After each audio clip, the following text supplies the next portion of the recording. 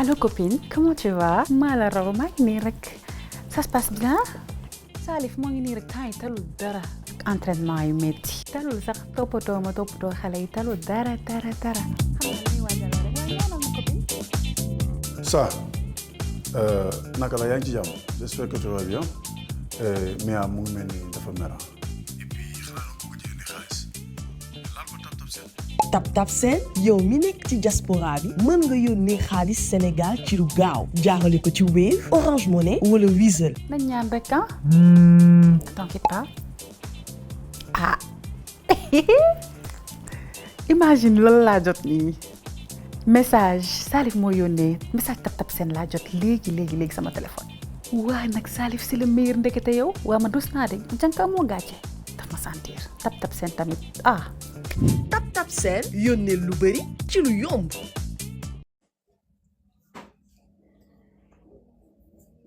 ay ca mbokki amateurs yi maa ngi leen di nuyu bu baax a baax di leen bëggee te di leen jox seen wàccuwaay tey tombé ak le 2 août wala le 3 août bokk 2026 dañuy waxee saa su ne ci kàttanu borom bi mënam sañ-sañam bëgg-bëggam di ko ci sant bu baax a baax te di wax alhamdulillahi rabbil alamin di julli ci yonante bu tedd bi allahumma salli ala sayyidina muhammadin wa sallim di nuyu waa kër Insa Ruuhullaahi moom Mariam moo sell ñu kilifa diine ak kilifa aada fàtte ñu kenn n'est-ce pas liggéeykat yëpp ñi nekk ci santé beeg corps professoral bi ak corps militaire bi yëpp teg ko ci loxo commandant Assane Boye ñëpp maa ngi leen di bëgg di ñaanal sëñ Muntaxa mu yàgg lool te ànd ak wér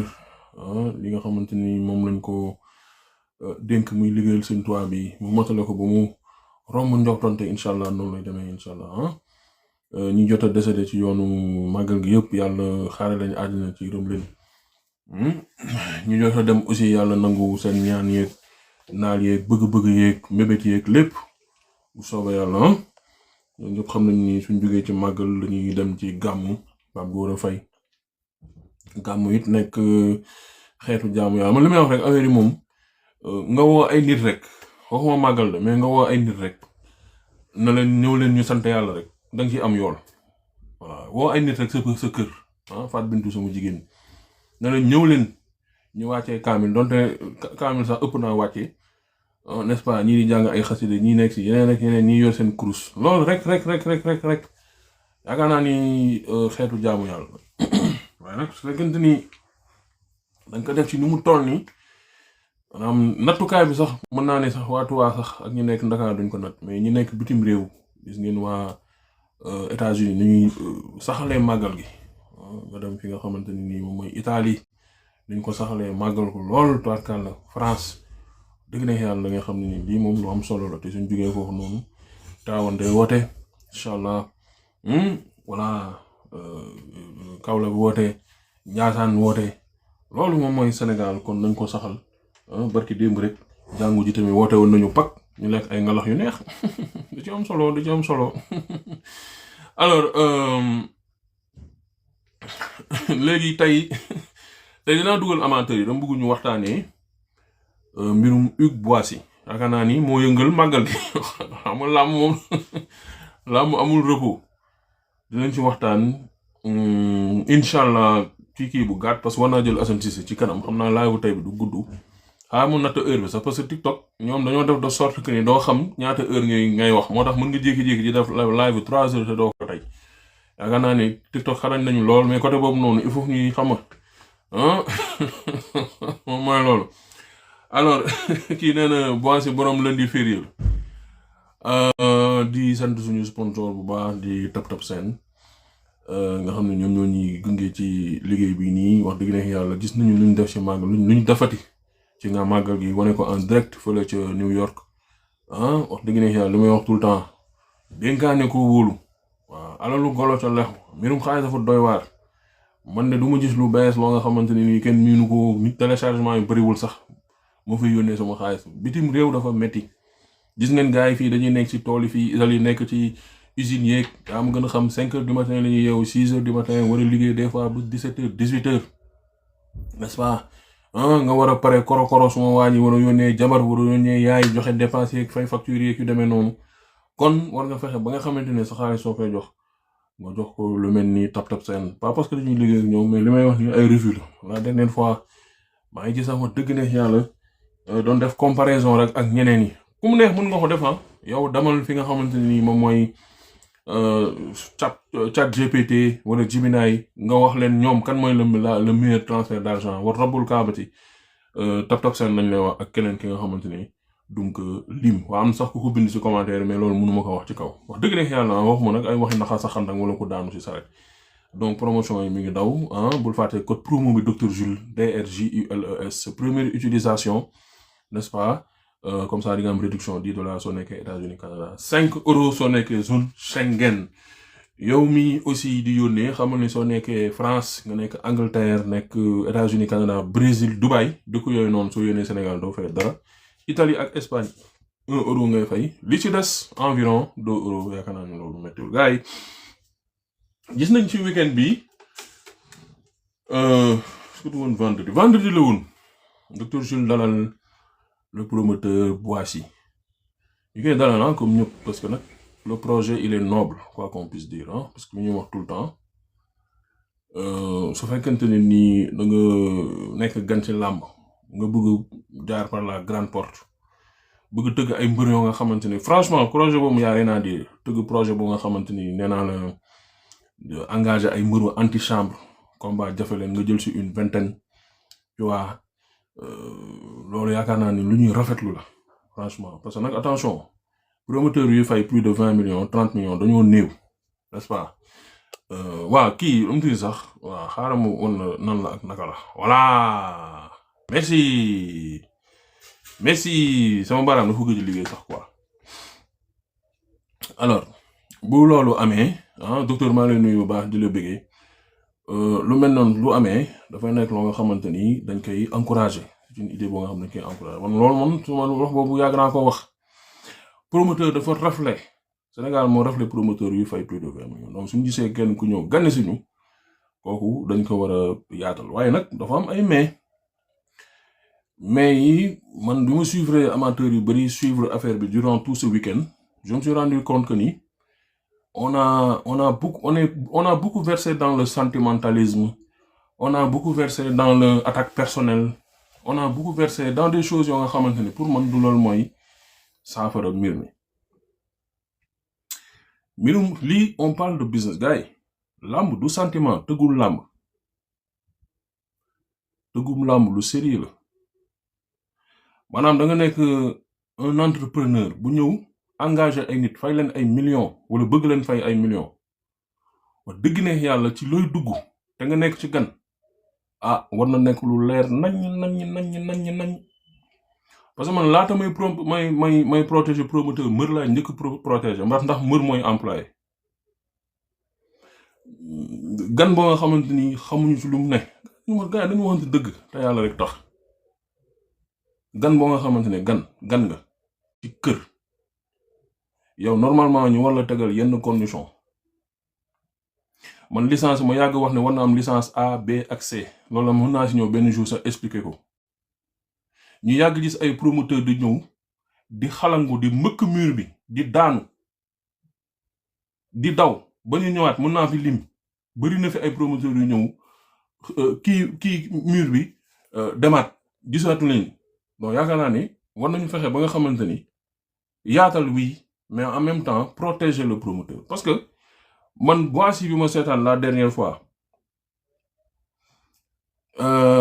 j'ai eu l'impression benn kenn ku xaw a réer kenn ko nga xamante ne affaire bi dafa commencer di ko dépasser man impression boobu laa am parce que gars yi est-ce que xam ngeen luy engagé 20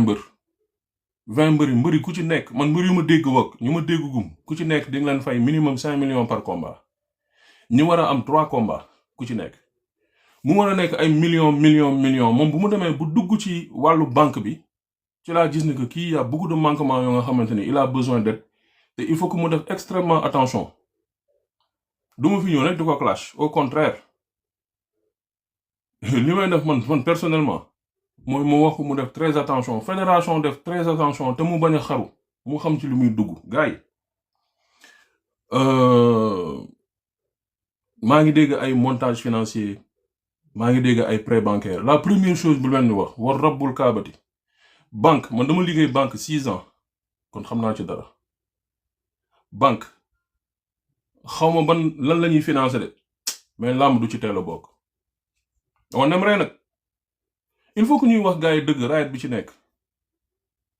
fii nga dem ci état lu mel ni ay FONGIP nga dem ci institut étatique yi je me rappelle du temps de Macky Sall am na benn kii bu ñu tegoon ba 500 millions bu ñu ci tegoon tu vois bu ñu fi tegoon pour comme ça soo buggee nga dem jël DER merci beaucoup Phoenix nga dem ay DER yooyu noonu ay DER ay FONGIP yooyu noonu moom moo gën a xaw a yomb sax que nga dem gars yi banque du financer làmb ça je vous le dis tout de suite wala balaa ñu lay financer da nga nekk genre Gaston yàlla na ko yàlla yërëm da nga nekk genre Makan da nga nekk genre Aziz encore une fois ñun wax nu pour ñu lu neex nit rabbul kaabati ci màggal laa jóge quoi am na yoo xamante ne man du ma ko jàll mais il faut nga am ay garantie yu wóor ndax am na garantie yooyu ndax amu ko loolu xaw ma ko première garantie bi nga xamante ne moom la ñu xool mooy la longévité ci benn milieu mais gars nañu waxtaan aussi mais man nan laa nekkee un banquier moo war la financer ci loo nga xam ne yow mosoo ko tëgg gars nañu waxtaan nan laa nekkee man un banquier je travaille dans une banque moo war la defal nga war a def sa montage financier pour ñu xamul montage financier da ngay dégg sax gars yi di wax mais des fois les gens dañuy xaw a réer ci lu ñuy expliquer un montage financier ce n'est rien d'autre ay maanaam nga dajale ay kii yu bare maanaam gis nga prêt bancaire montage financier prêt bancaire dafa bokk ci biir montage financier admettons par exemple man ma bëgg maanaam monter benn truc financièrement damay andi man sama apport propre sama xaalis bopp lay andi jëli prêt bancaire par exemple dem xool sama yaay mu am ay action ma ne ko jëlal action yooyu dem jëli ay garant wala ay nit yu may cautionné yooyu yëpp lu ñuy dajale noonu déposer ko ci banque bi loolu la ñuy wooyee montage financier beneen bi ci topp aussi mbirum prêt bancaire pour ñëwaat ci loolu gars yi je vous mets au défi amul banque Sénégal buy jël métier bu risqué bu mel ni banque bu mel ni làmb di ci labal nit loolu amul loolu je vous le dis tout de suite beneen bi nga xamante ne aussi da ci topp may leen ma une seconde s'il vous plaît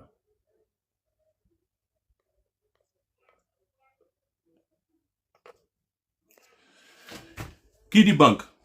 kii di assurance xam nga lu tax duñu kii ci banque parce que le risque est trop élevé les banques ils fonctionnent en termes de risque moo tax soo demee ci seen biir dafa am département bu ñuy woowee gestion du risque suñu yónnee seen experts yi quand ils voient que ni ce projet est extrêmement risqué ils vont pas le faire ils vont pas maanaam mën nga am peut-être ay promesses affaire de monnaie ils vont pas le faire te actuellement je vous parle en connaissance de cause les banques du Sénégal dañu nekk ci ay jafe-jafe yéen ñëpp xam ngeen ne umpale woo leen ni Sénégal actuellement l'économie ne marche pas comme il faut ñi nga xamante ne sax xam nga prêt bancaire ci kan la gën a yomb un employé kenn koo nga xamante ne yor nga say këyit dajal si say këyit ñu koy waxatee sax kii de travail certificat de travail xaw ma nu ñu koy waxatee nga dem ci sa liggéeykaay moom mu afuré la wane ne yow fii ngay liggéeyee nga andi sa CDI ñooñu pour ñu am prêt mooy gën a yomb bien sûr ñu solvable te dinaa ñëw si affaire solvabilité et tout ça ñooñu pour ñooñu ñu am prêt mooy gën a yomb mais même ñooñu actuellement pour ñu am prêt dafa difficile man j'ai des amis je connais plein de personnes qui travaillent dans les banques je vous le dis les gars prêt banque moo gën a jafe actuellement nii may waxee nii fi économie Sénégal toll lu jafe am la rax ci dolli ñu war a jël seen xaalis di ko jox kenn ko war a tëgg 20 mbër te kooku mësta tëgg làmb loolu du question de sentiment dama bëgg nit ñi ñu xool li nga xamante ne moom moo mën a nekk moo tax waa ji su waxee ne dafa dem ñu ne ko xaalis amul ko xaalis du fa am te xaalis du fa gaaw am ñu ngi koy ñaanal moom xaalis parce que man xaw ma lu ñu nekk ci ginnaawam man je sais pas xaw ma ñu ñoo nekk ci ginnaawam mais projet bu muy sumb nii encore une fois mu dem ci ay institut yu mel ni ay DER mu dem ci ay FONGIP ñu jox ko fa xaalis moo gën a yomb fuuf ko mu jaar suñu banque classique yi nii yéen da ngeen seetlu SGBS Société Générale du Sénégal seetlu ngeen BICIS seetlu ngeen CBAO ñooñu laa mën a lim da ngeen mës a gis ci làmb bu ñuy nekk ci làmb dafa yàgg actuellement pour ñu sponsoriser làmb sax problème la askantuma ñuy financer lu mel ni làmb gis nga les assurances mu ñëw ci assurance les ku ne banque ne assurance képp ku ne banque waxi assurance waxuma Sénégal mais gis nga les sports de combat vous savez pourquoi les assurances bëgguñu dugg ci sport de combat tout simplement parce que c'est des sports qui sont extrêmement risqués et c'est des sports qui sont extrêmement chers. Il y a rien de garanti là-dessus. Par exemple, gis ben kan la yop fi, gis ben Jo Mansour, nga labal ko xaliss, mu am solvabilité dans la banque pour mu tabax immeuble, mo gëna yomb fouf nga jël ko nga xamanteni so mën na jël xaliss bi daw, mën na jël xaliss bi tukki, mën na perdre ci combat bi, mais gars yi lolu on est où? Ban assurance moy jël risque ko nga xamanteni mën nga ki sa way ñu dóor ko kaw mu dé pour faj ko minimum benn mbeur pour faj ko rek li ngay dépenser ci man sa way mën nga dépenser 500,000 kër wala nga mën dépenser 4 millions 5 millions motax tay pour ñu assurer li nga xamanteni moy lamb c'est extrêmement difficile ni mu mené ci assurance yi non nga xamanteni sawaruñu ci walu lamb non lay mené ci walu banque motax mu bëgg ñu dépassionner le débat ñu andi ko à un niveau bo nga xamanteni ni dañuy ñëw ñu wax nit ki dëgg man personnellement de xawma ko de keroog seetaan naa live bu mu jeex ndax man maa ko doon monter j'ai tout regardé li mu bëgg mooy ñu yaatoo mais mu wax nit ñi aussi lu mën a ne mbër mi ñëw est-ce que xam ngeen banque li mu gën a bañ li banque gën a bañ mooy chèque sans provision c'est-à-dire loolu lu graaw la ci banque c'est-à-dire répétition de chèque sans provision parce que man je me suis posé une question et j'ai pas encore la réponse moi ñaata chèque la joxe ak ñaata chèque la ñu rejeté parce que c'est la première chose que je me suis posé c'est-à-dire combien de chèques tu as donné et combien de chèques on a rejeté le plus que tu donnes de chèques le plus qu'on rejette ces chèques et le moins que tu es crédible au niveau de la banque en fait une banque elle parle de crédibilité une banque ne parle pas sentimentalement comme ñun waa lamb nu ñuy waxee oui nañ ko dimbali non dafa bees ci lamb tout ça c'est bien mais nous wax la réalité aux gens nous waxante deug ñun entre nous une banque ne veut pas ça marche pas comme ça les gars on aimerait que ça marche comme ça on aimerait que man ma ñëw def live ni xol sama copain banquier qui gars non mi financer len ma dama am projet on aimerait que ça marche comme ça mais malheureusement ça ne marche pas comme ça pour ñu labal il faut que ñaari nga am ci benn bi moi la solvabilité benen bi c'est la liquidité et je peux l'expliquer très rapidement être solvable mooy ñu xam ni kii mën na fay bor bi te ci temps bu gudd c'est-à-dire ñu ne par exemple être solvable ne veut pas forcément dire que tu es liquide hein c'est-à-dire tu peux être solvable liquidité je pense que ngay comprendre nañ ko mooy nga am xaalis sa compte nit am na xaalis ci compte am war rabbul kaabati mu leb banque rejeté ko vous savez pourquoi parce que une fois il a eu affaire avec la banque ñu ne ko mu jël benn prêt 2 millions war ko fay par exemple sur 2-3 ans damay joxe kii mais loolu noonu mu ñàkk respecter ses engagements parce que la banque elle fonctionne dans la confiance banque boo gis ci confiance lay doxee mais pas forcément ci affaire nga am xaalis bëri na fi ay ñoo nga xamante ni seen compte ils sont bancables dañu am xaalis seen compte mais war rabbul kaabati pour banque bi level leen dafa leen benn mise à disposition ci montant bu ñu bëgg mënuñu ko am bëri waa na ñoo nga xamante ne amuñu xaalis bu doy de mais fu ñu laajee 5 milliards banque bi da leen ko jox vous savez pourquoi parce que xam na nit ñi ils sont solvables solvabilité mooy lan mooy kii ci benn durée bu yàgg mën na fay xaalis bi kii nii tellement xam naa ko tellement yàgg na ci banque bi mooy durée bi ma doon wax sànq yàgg di jëflante ak banque dans une banque plus que ngay yàgg ci biir banque bi plus que ngay leb di fay plus que di nga dem moment nga xamante ni loo bëgg dañ la koy fay mouvement da ciy bokk tout ça est garanti ñu xam tamit yow yaay kan ci biir dëkk bi tout ça c'est important bu ci yow qu'est-ce qui es-tu et qu'est-ce que tu représentes dans la société yooyu yëpp dafay jouer alors liquidité bi tamit moom mooy le fait que nga am xaalis ci biir compte yooyu yëpp banque bi da ciy xool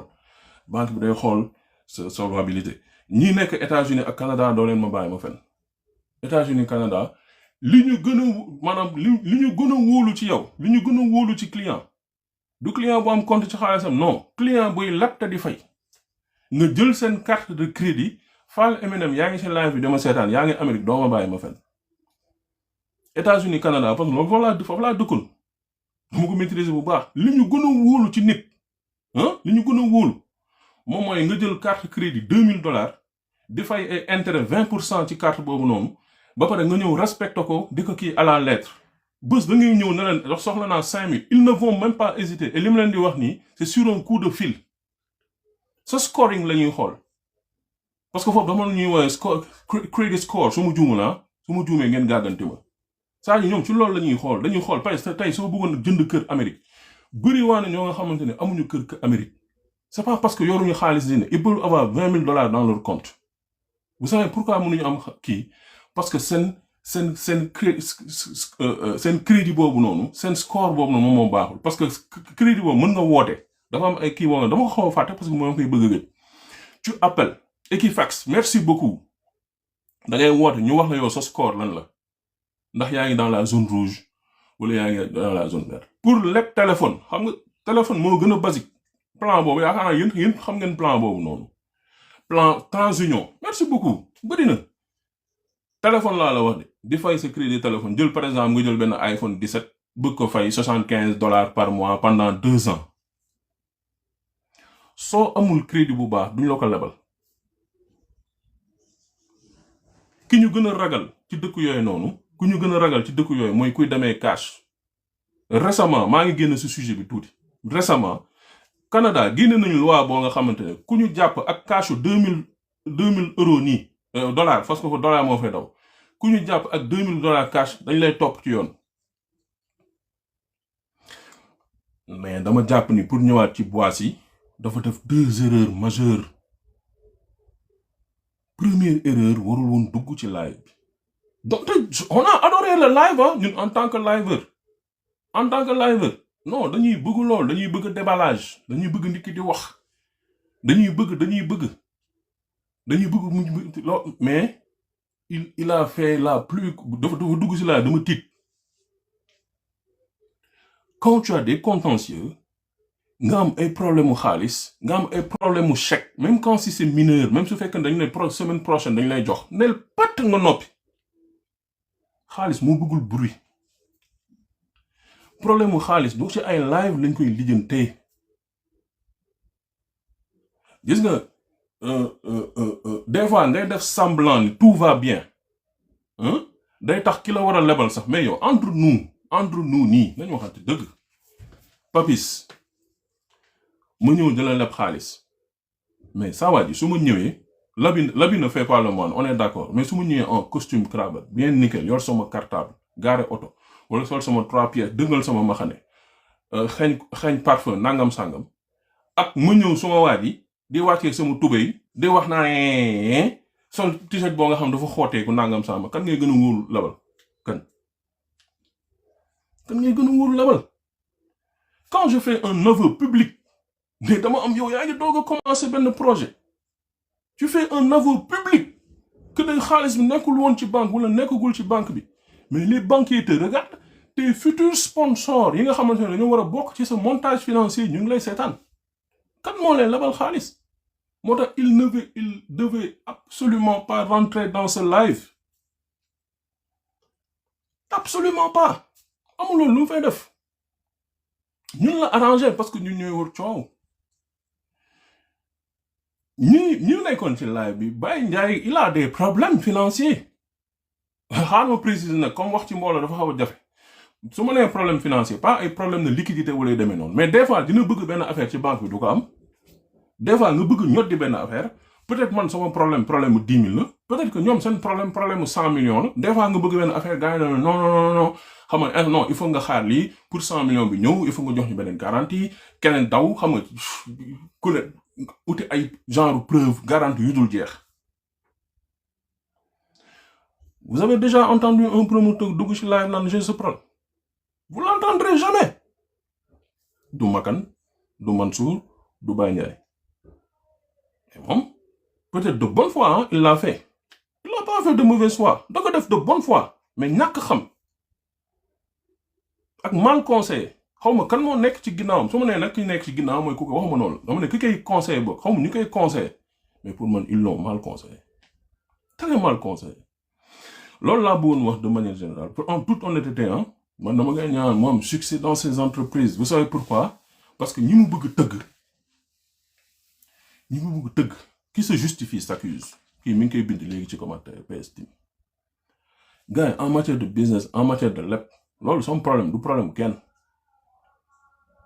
il a eu la malchance tamit Goro Sock ak le manager Pape Diagne Seras dugg ci live peut-être mënoon nañ ko bañ a def peut-être mënoon nañ ko bañ a def peut-être mën nañ ko gis mais tamit Goro Sock su duggee ci live peut-être tamit il a pas compris je sais pas mais su duggee ci live rek non jotuma xaalis bi ci milieu lamb nga xam ne wax bu sew moom dañ ko mën a pataawal mon cher peut-être que jotul xaalis parce que je sais pas ñu ngi jëm ci week-end màggal peut-être que loolu peut-être qu'on lui a dit la semaine prochaine je sais pas mais encore une fois affaire xaalis moom gars yi affaire clé yeeg fàq na ko dëbb na ko solak ñu koy waxtee wéeral na ko yooyu mën nañ ko lind ci live mais affaire xaalis kenn du ko waxtaanee ci live amul kenn ko koy def man j'ai regardé Boissy de bout en bout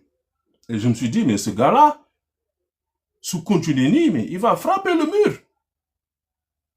dafa commencer nit ñi xamuñu ko nga nekk dans le secret il devait continuer dans le secret dafa commencer ci secret dégg naa def say panneau affaire bi nekk benn genre xam nga laam dañ kumpa c'est normal ñëpp nekk ci kumpa ñëpp bëgg xam kan mooy Boissy tu vois nangam sangam ñëpp yaa xam te nangam sangam ku leen di wax ça va tu es avec tes concurrents ñi ngay tëgg noonu ay mbëru ñooñu mbër yooyu noonu mais soo accaparé 20 mbër mais yeneen promoteur dañuy bëgg tëgg ci 20 mbër yooyu noonu am déet il a fait benn aveu de faiblesse la def dafa def benn aveu de mu dama tiit bi ma seetaan laay dama tiit dama mais qu'est-ce qu'il est en train de faire c'est ça que automatiquement c'est ça que je me suis dit je dis mais qu'est-ce qu'il est en train c'est-à-dire dama baal hein mais j'ai eu comme l'impression qu'il était en train de se confesser j'ai eu comme l'impression qu'il était en train limite gars yi sax ñu ngi toogoon naan ko après on a tourné le truc en way non nañ ko ñaanal et non c'est pas une confession bro t'es dans le monde du business il n'y a pas de sentiment ku la bëgg égorger da lay rey xatit mais tu prends 20 lutteurs yoo nga xamante ni ñooñu yeneen promoteur dañ leen soxla ñu xam sa projet ba pare nga wane carrément ne que ne benn aveu de faiblesse moo tax pour daaneel dul amateur yi j'aimerais que qu'ils se ressaisissent qu'ils soient un peu plus professionnels du saaga nag du xaste mais man je vois un gars boo nga xam ne ni soit il ne maîtrise pas comment l'environnement bancaire et financier marche soit il ne maîtrise pas ça soit dafa dem ba jaaxle ñu dugal ko foo nga mais c'était plateau fi mu nekkoon Boissy c'est là su ma juumulee c'est la première fois qu'il fait un live gis nga gars yi bu leen ni gis ñii ñun liveur yi ñuy wax ngeen yaakaar ne lii ñuy def dafa c'est facile gars yi wax ci public war rabbul kaabate laa leen waatal nii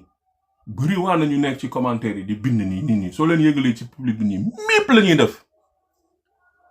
parce que wax ci public dafa jafe benn dinañ la jay ba nga wax loo warul wax benn dinañ la attaquer ba nga wax lu ëpp donc pour avoir cette maîtrise ci ko nga xamante ne tàmmul di wax en public on t'a jamais vu moi je l'ai jamais vu sur aucun plateau non savoir parler attention Tafa savoir parler et savoir ce qu'on dit ça fait deux neex lamine ak laal sa cible ça fait deux attention nit neex na lamine di wax ni ratatatat fekk lu may wax sax ay maîtriser je tous donc quand t'as pas l'habitude des plateaux quand t'as pas l'habitude des lives dans un problème d'argent problème de finance nga yéeg bëgg ci andi ay justification dañ lay gas suul et la dernière fois c'est ça qui s'est passé man nag du ma xalab kenn parce que man dama jàpp ne chacun était dans son rôle en toute honnêteté dama jàpp ne képp ku nekkoon ci live bi c'était dans son rôle moom ak son entourage comme dañu ne mbay naka le président de l'écurie Fass Benno moom moo nekk ci ginnaaw dama jàpp ne moom moo ko waroon conseiller la première des choses c'était di dalal xelu mbër yi nga jox chèque gars yi chèque nit dem na ci kaso ñaanuñu ko kenn c'est des choses très sérieuses li mu leen di wax nii tu donnes un chèque à une personne tu donnes un chèque à 3 personnes soo joxee chèque ñetti ñi dem banque ñu wax leen ne xaalis bi newu fi chèque sans provision ñu rejeter chèque bi non seulement y a des frais yi nga xamante ne yow da nga koy fay yow miy joxe chèque bi mais en même temps su fekkente ne dafa am contrat bi nga xam dafa lié ak ñooñu suñu jëlee seen chèque rejeté parce que banque bi da lay jox papier boobu noonu rax ci dolli nga daal di ñëw signer ay contrat ñooñu suñ demee ci yoon da ngay am problème donc il devait s'assurer à 100% que le premier coup il devait y avoir de l'argent dégg naa ko moo wax benn wax man dama dëgër fit affaire du fit bro dañ koy encore gars encore une fois dañ koy encourager parce que li muy tëgg nii man la gën a neex man Dev c'est un projet qui me plaît mais pour man il s'y prend peut-être mal et puis il se prend un peu mal conseillé vérifier on peut le vérifier xaalis bi gars yi buñ naxante gars yi fii ku ci amul compte bancaire am nga Wave gars yi ku ci amul compte bancaire am nga Wave am nga compte d'épargne ku ci am xaalis sa compte xam nga chèque boo xas ba génnee day bay wax de chèque boo man de chèque bu ma xas ba signé ba jox la je vais m'assurer que ni ci période bi ngay demee jëlee chèque bi di nga fa fekk dara mais quand on rejette le chèque pour insuffisance ëlbatiku nga waroon waxtaan ak mbëri je sais pas ndax mbër mi woo na ko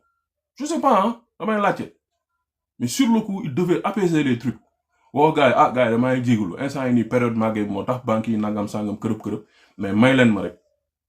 et quand t'as pas d'argent dans ton compte les gars nañu waxtaan dëgg te yàlla rek tax soo jugee pour tëgg combat boo nga xamante ni minimum man quand j'ai fait mon petit calcul en fait tu fais un petit calcul tu prends 20 lutteurs nga fay leen ku nekk 1 million ça fait 20 millions 1 million laa wax ça fait 20 millions ku ci nekk nga war ko signer 3 combats su ma comprendre affaire bi ça fait 60 millions minimum et tu n'as pas de cash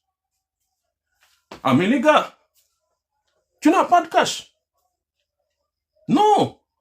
su fekkente ne ñoom groupe la c'est-à-dire il doit y avoir de l'argent liquide tous les businessmen boo mun ci gis ñaar yi moom dañ koy assurer ils ont tout le temps de l'argent dans leur voiture wala seen bureau au cas où et ils ont de l'argent boo nga xamante ne dañuy dóor xaalis mi ñu placer ko en général du ñu nekk ci benn banque dañu nekk ci ay banques yu bari projet bi du projet bu ndaw projet bu mag la bu ñuy ñaan mu réussir mais su demee ba ñu parce que dañ ko laaj amul xaalis ci compte bi mu ëlbatiku ni yor moon xaalis ci man non da nga war a yor xaalis cash down parce que businessman nga Ruby maa ngi lay nuyu ba léegi waxuma ne waa ji amul xaalis mais d'après moom déclaration yu mu wax mais c'est là où je me pose les questions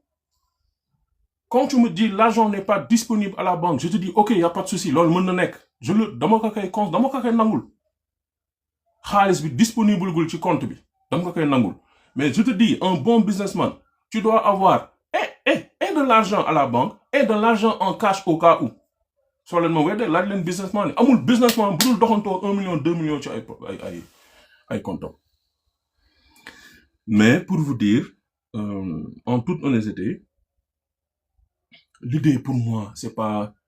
de faire du bashing non c'est pas de le décourager au contraire man dama koy encourager l'idée tamit c'est pas de le rabaisser non dañ ko bëgg yëkkati pour suba mu nekk l'un des meilleurs promoteurs et il en a les capacités parce que encore une fois le projet il est viable projet bi soo ko xoolee nii rafet na mais damay bañ projet bi nekk genre château de cartes mu nekk ay cartes yi nga tegle mu nekk ci li nga xamante dafa wóor gars yi xam ngeen ko bu baax lambu dafa nekk foo nga xam milieu bu gën a ëpp risque ci ñoom promoteur dañ koy wax sax su ma xamoon dem jënd samay conteneur Chine ñëw ànd parce que c'est projet bu risqué la na ma baal ni may tudd turam mais regardez un gars comme Makan bu tëgg ay combat durant toute la saison mais un Reug ak Boy Niang pour mu matérialiser ko ça a été tout un problème loolu fii la ñu fekk un Makan boo xam il a l'expérience du business ñaata mbër ñoo jël sa ay tëgg ay tournoi mbëri jël seen xaalis ter dem tukki on ne juge pas nga tëgg mbër mu dem blessé tànk bi dam diggante Talfa ak Mor Kankan léegi imaginer nga engagé 20 non mais gars yi come on imaginer nga engagé 20 mbër 20 mbër yi ban garantie la banque bi mën a am pour wax na ni 20 mbër yëpp ils vont être dañuy wér pelek dara du leen dal ñu koy waxatee ils vont respecter leur kii yooyu gis nañu fi ay tournois yoo nga xam ne mbër mi day daanu sax daanu ñaari yoon 3e combat bi du ko def kon ma dugal amateur yi su ma dugalee amateur yi ku ñëw wax sa 5-10 minutes après man nag bon voilà damay artu di alerter ok parce que je vois un frère boo nga xam ne dama ko bëgg yaatal mais yaatal oui mais yaatal ci dëgg yaatal ci nit ñi bañ la xëcc ci émotion et puis surtout voilà lamb nañu xaw a moytu ay non diw dalay xeex diw dalay contre diw dalay lii il faut que pour man peut-être mu juum il faut que déjà ñu kii ci kii non lobby lamb lobby la lamb lobby mais bien sûr il faut que mu nekk lobby fii xaalis am lobby dafay am ONU sax am na lobby FIFA am na lobby il faut que mu am lobby parce que c'est des intérêts fii xaalis la doxantoo il faut que mu am xëccoo les gars non gars yi moytu leen non ñu lay xeex ñu non gars yi c'est normal xëccoo dafa am mais tamit lenn loo nga xamante ni déjà le gars gis naa vers la fin sax mi ngi mel ni sax lu nangu quoi non Baye Ndiaye dinaa ñëw ci yow kii Baye Ndiaye c'est ton concurrent mon frère mais maa ngi accepté gars yi xam nu mu demee noonu. Allô copine, comment tu vas? maa la raw maa ngi nii rek ça se passe bien. Salif moo ngi nii rek temps yi talul dara entraînement yu métti talul sax toppatoo xale yi talul dara xam naa ni waajal rek waaye noonu ma copine. Ça naka la yaa ngi ci jàmm j'espère que tu vas bien Mia mu ngi mel ni dafa mera et puis xanaa ko ci indi xaalis laal ko tap seen TapTap Send yow mi nekk ci diaspora bi mën nga yónnee xaalis Sénégal ci lu gaaw jaarale ko ci Wave Orange Money wala Wizall. nañ ñaan rek t'inquiète pas imagine lan laa jot nii message Salif moo yónnee message TapTap Send laa jot léegi sama téléphone. waa nag Salif c'est le meilleur ndekete yow waa ma dus naa de jànka moo gàcce daf ma sentir TapTap Send tamit TapTap Send yónnee lu bari ci lu yomb.